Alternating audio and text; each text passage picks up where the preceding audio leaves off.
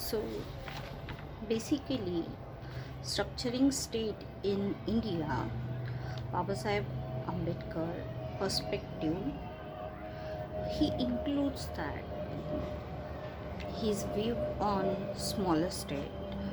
Uh, at that time, they thought on linguistic state as he was unable to take part in the debate in parliament because of his illness. Okay, so uh, here is some point regarding how he utilize three matrix for the this kind of structure. His thinking, his belief about the human and the structure of the land and the structure of the population and the structure of the s- how we can develop the structure of state. So his thought basically balancing something he's not focus on just on language but the formula when we studying three matrix: population, regarding geographical areas and the economical availability. So that is the main focus, because the population talks about the specific this means manageable, then population size, then geographical area and administration purpose, uh, the efficient administration he talks about, and the financial self sufficiency, it's most important. So he utilized three matrix patterns: population, geographical areas and the economical viability. So in the population, we talked about the size and composition, the optimum size.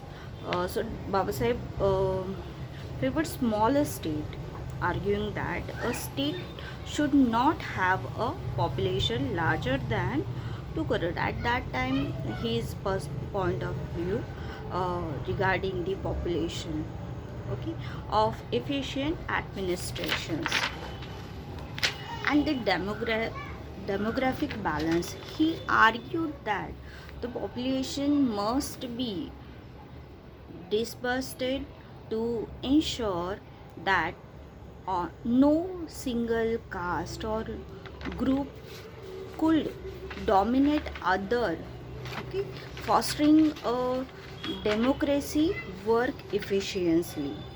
So it's a big thing about the social perspective, social justice perspective. So one state, one language versus one language, one state. Unlike the commonly accepted one language, one state principle, Baba Sahib advocated for one state, one language. This meant that if a linguistic group was too large, okay, like Marathis or Hindi speakers, they should form multiple smaller manageable states rather than one massive state.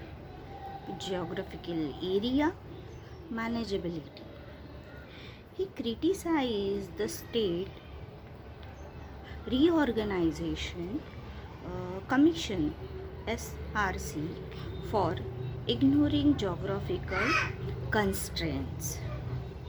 He believed that for a state to be properly governed, its area must be manageable by the administration.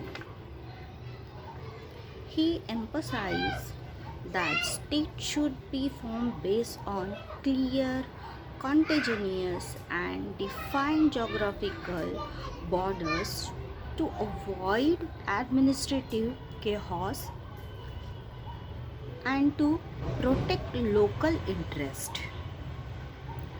For the examination example, specific example of his point of view, the purpose, how divided Uttar Pradesh, UP into three states, Meerut, Kanpur, then Allahabad, and Bihar into two, Patna and Ranchi.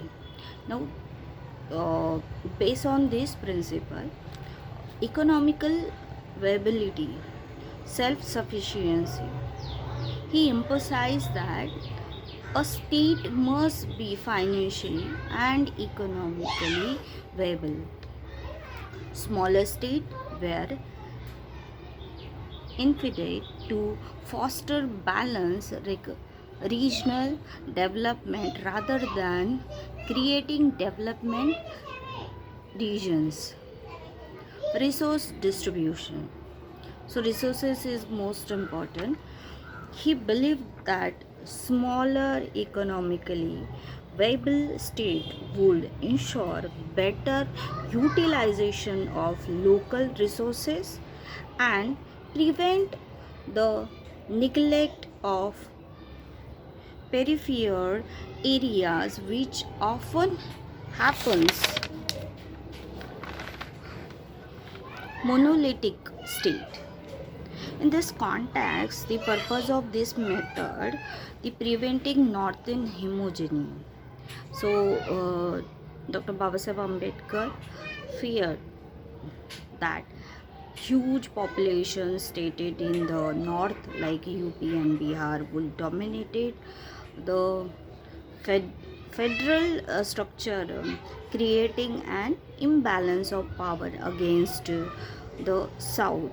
And social justice, he believed smaller culturally and linguistically homogeneous state would empower minorities and Dalit who might otherwise be suppressed in larger and more diverse states. Administratively, efficiency. The goal was to make state government more responsive, efficient, and closer to the people.